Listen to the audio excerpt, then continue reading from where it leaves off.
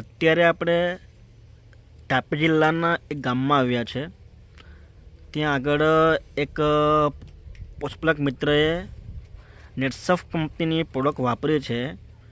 તો એમને પ્રોડક્ટ વાપર્યા પછી શું બેનિફિટ થયા તે થોડું આપણે એમના મુખે સાંભળીએ. તમારું નામ શું? ભીમસિંગ. આખું નામ, પૂરું નામ? ભીમસિંગ રત્ના, ગામ ડોલારા. ભીમસિંગભાઈ રત્નાભાઈ રત્નાભાઈ ગામિત. ગામિત.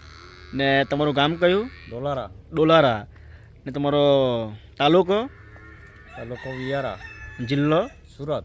આપણે તાપી. તાપી. એટલે તમારું ગામ ડોલારા, બરાબર. તમારો જિલ્લો, તમારો તાલુકો વ્યારા અને જિલ્લો તાપી. તો અત્યારે આપણે જે આ ગાય આગળ જોઈ, બરાબર, તો તમે જે આગળ વાત કરી કે આ ગાયમાં સમસ્યા હતી કે બરાબર ખોરાક ખાતી નહીં હતી, પાણી પીતી નહીં હતી, બરાબર ને? તો હમણાં એ ગાયમાં શું છે તફાવત?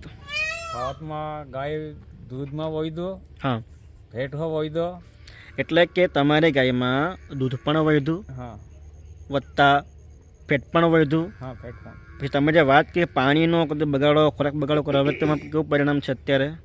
ચારો બગાડવામાં કોઈ વાંધો નહીં, પાણી બી વધારે પીએ. એટલે કે પહેલાં ચારો લાગશે તો ગાય તમારી બરાબર ખાતી નહીં હતી અને બગાડે, ને અત્યારે પાણી બરાબર પીએ, ચારો બરાબર ખાય. એટલે કે અત્યારે પાણી પણ બરાબર પીએ છે અને તમારી ગાય ખોરાક પણ અત્યારે બરાબર લે છે. પ્લસ તમારી ગાયમાં દૂધ પણ વધ્યું, પ્લસ તમારું ફેટ પણ વધ્યું. થોડું આપણે પણ જોઈએ કે દૂધ ને ફેટમાં શું તફાવત છે તે. મહેન્દ્રભાઈ, કોઈ કાપલી બતાવો ને, જૂની નવી કરીને. નહીં, જૂની બતાવો ને, જૂની પહેલાંમાં જોયા આપણે ભીમસિંગભાઈ તનભાઈ ગામિત. તો પહેલાં દૂધ કેટલું હતું? લીટર 2.3 અને ફેટ કેટલું હતું? 3.4. તારીખ 29/9/2025, બરાબર.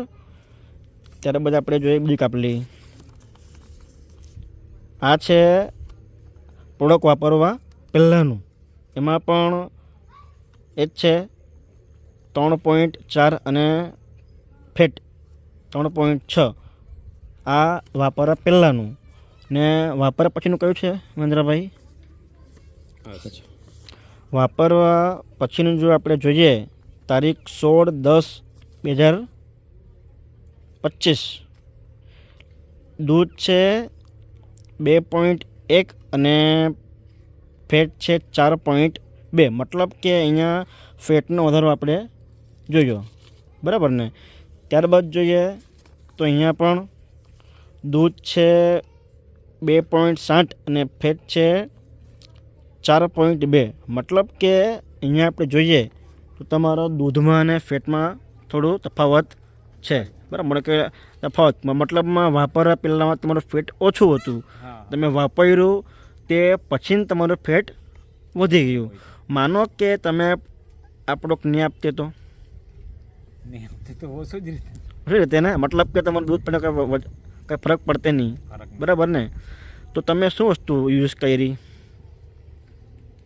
ડબ્બો પાવડર ખવડાવ્યો. હલવા છે કે જે મિનિટ નેટસફ કંપનીની આ પ્રોડક્ટ છે, જે પશુઓ માટેનો એક પૂરક આહાર છે, બરાબર ને? જે તમે વાપરી, અંદાજે તમે કેટલું વાપર્યું? ડબ્બા 1 કે 2 ડબ્બા વાપર્યા? એક ડબ્બો. એ ડબ્બો પૂરો કર્યો અને તમને પરિણામ મળી ગયું. જેમ કે તમે અગાઉ વાત કરી કે તમારી ગાય ખોરાક પણ ઓછો ખાતી હતી, પાણી પણ ઓછું પીતી હતી ને ફેટ પણ નહીં આવતું હતું. તો અત્યારે તમને બધામાં પરિણામ સારું છે. તમે બીજી બી વાત કરી કે પહેલાં ગાય થોડી કેવી હતી? શરીરમાં જરાક નબળી, શરીરમાં અતિ નબળી, ને અત્યારે સારી છે. મતલબ કે આ જે ગાય છે તે પહેલાં થોડી શરીરમાં અતિ નબળી, ને અત્યારે જે આપણો નેટસફ કંપનીનો પાવડર છે પેટવેટ, જે એમણે ખવડાવ્યો, ત્યારબાદ એમની ગાયમાં થોડો અત્યારે તફાવત છે. અત્યારે થોડી સારી છે, તંદુરસ્ત પણ છે, બરાબર. તો તમે આ પ્રોડક્ટ વાપરીને ખુશ છો? હા, ખુશ છે. ખુશ છે ને? હવે મહેન્દ્રભાઈ, આ તમારા ફાધર? હા, મારા ફાધર છે ભીમસિંગભાઈ રત્નાભાઈ. તમારા ફાધર ને તમે એમના સન, છોકરા. તો મહેન્દ્રભાઈ, આપણા વિસ્તારની વાત કરીએ, મતલબ કે આપણું ગ્રામ્ય લેવલ છે, તો આપણા વિસ્તારમાં બધા જ વ્યક્તિના ઘરે ગાય ભેંસ છે.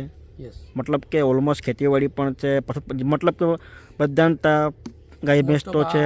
વિસ્તારના ગાય ભેંસ ઓલમોસ્ટ લોકોના ઘરે પશુપાલન છે. છે.